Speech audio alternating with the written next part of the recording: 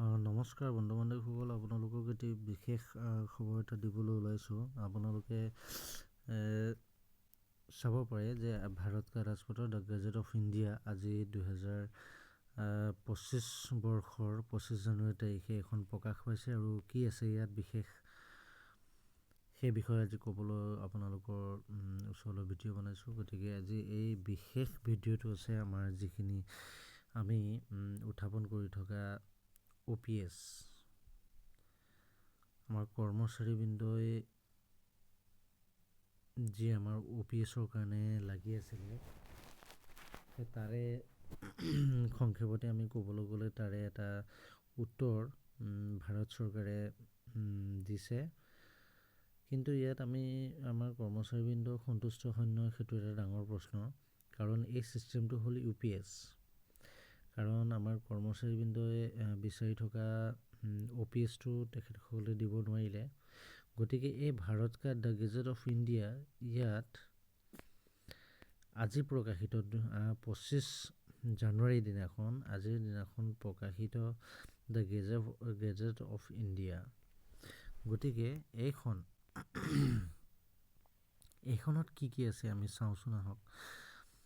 ইয়াত আপোনাৰ লিখা আছে department of financial service, ministry of ফাইনেন্সৰ পৰা আহিছে। Yet the Unified Pension System, অৰ্থাৎ UPS, shall be applicable to such central government employees who are covered under National Pension System and who choose this option under National Pension System. It will have the following features, namely eligibility under the scheme. কোন ইয়াত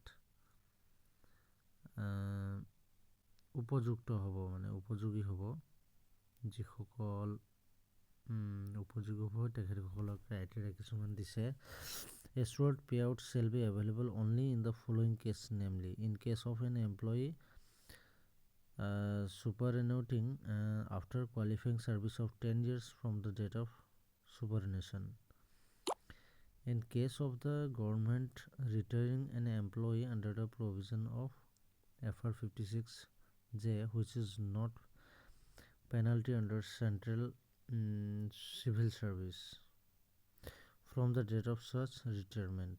In case of voluntary retirement after a minimum qualifying service period of 25 years. গতিকে এই ক্ষেত্ৰত আমাক আৰু এটা আছে, assured payout shall not be available in case of removal or dismissal from service or resignation of the employee. In such case, the Unified Pension System options shall not apply. গতিকে এই ক্ষেত্ৰত আমি ক'ব পাৰোঁ যে আমাৰ যিখিনি 10 বছৰ কাৰ্যকাল সম্পূৰ্ণ হৈছে, সেইখিনি ক্ষেত্ৰত তেখেতসকলে লামচাম এমাউণ্টৰ লগতে, মই দেখুৱাম আপোনালোকক পিছত, লামচাম এমাউণ্টৰ কথাও লিখা আছে। লগতে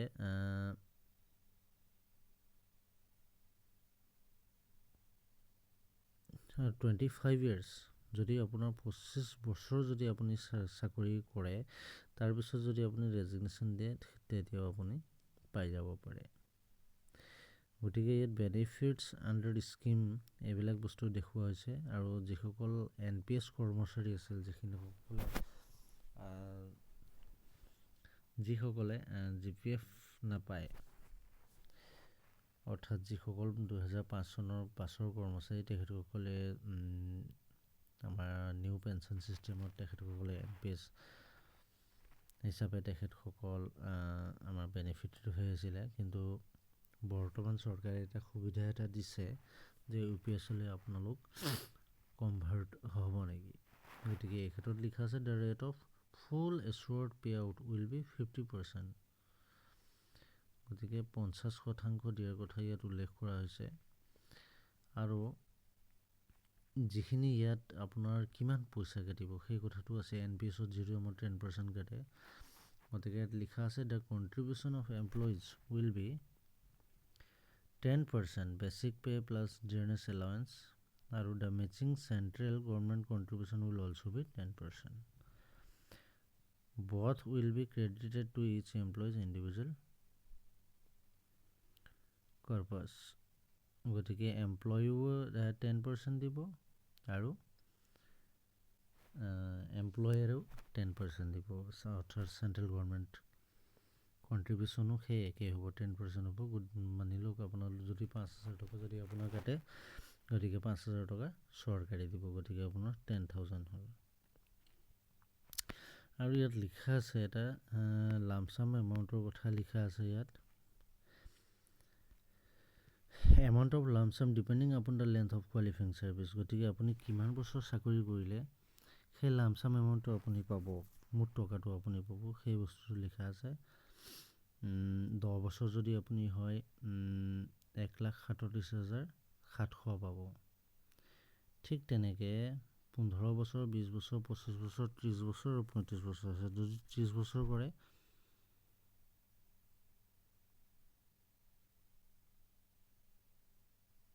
4,13,000 টকা। গতিকে এইটোৱে আছিল বন্ধুসকল, আপোনালোকক সেই UPS চিষ্টেমটো এতিয়া অধীৰ আগ্ৰহেৰে আমি বাট চাই থাকিব লাগিব, যাতে আমাৰ কৰ্মচাৰী যি পৰিষদ আছে, কৰ্মচাৰী পৰিষদে কেনেকুৱা ৰিয়েকশ্যন দিয়ে। কাৰণ কৰ্মচাৰী পৰিষদ যিটো আছে, বহুত বছৰ ধৰি তেখেতসকলে আপোনাৰ পুৰণি পেঞ্চন যি তেখেতসকলে দাবী কৰি আছিল, গতিকে সেই দাবীটো তেখেতসকলৰ ন্যায্য। কাৰণ মন্ত্ৰীৰ পৰা লৈ যিখিনি আমাৰ সাংসদ MLA আছে, সকলোৱে পেঞ্চন পায়, কিন্তু অকল কৰ্মচাৰীসকলে পেঞ্চনখিনি নাপায়। গতিকে সকলোৰে দাবীটো ন্যায্য আছিল, কিন্তু এই ক্ষেত্ৰত চৰকাৰে এটা UPS চিষ্টেমটো লৈ আহিছে, ইউনিফাইড পেঞ্চন চিষ্টেম। গতিকে এই ক্ষেত্ৰত আমাৰ যিসকল কৰ্মচাৰী পৰিষদৰ বিষয়ববীয়াসকল আছে, তেখেতসকলৰ ৰিয়েকশ্যন কেনেকৈ হ'ব, প্ৰতিক্ৰিয়া কেনেকুৱা হ'ব, সেইটো নিশ্চয়কৈ চাবলগীয়া বস্তু। গতিকে এইটো যদি ভাৰত চৰকাৰে যদি এনেকৈ দ্য গেজেট অফ ইণ্ডিয়াখন যেতিয়া ওলাল, গতিকে অসম চৰকাৰে সেইটো মাষ্ট বি ফ'ল' কৰিব।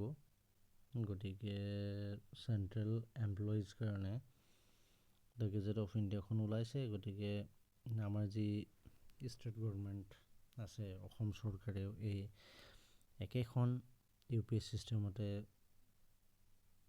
কৰিব বুলি মই ভাবোঁ। আৰু পৰৱৰ্তী সময়ত চাওঁ কেনেকুৱা কি ৰিয়েকশ্যন হয় আমাৰ কৰ্মচাৰী পৰিষদৰ। গতিকে এইটোৱে আছিল আজিৰ ব্ৰেকিং নিউজটো হ'ল দ্য গেজেট অফ ইণ্ডিয়া ওলাইছে 25 জানুৱাৰীত UPS চিষ্টেম লৈ পেলাই, ইউনিফাইড পেঞ্চন চিষ্টেম এটা লৈ ভাৰত কা ৰাজপত্ৰ আজি ওলাইছে। গতিকে চাওঁ পৰৱৰ্তী সময়ত কি হয়। গতিকে আজিলৈ ভিডিঅ'টো ইমানেই আছিল, ধন্যবাদ।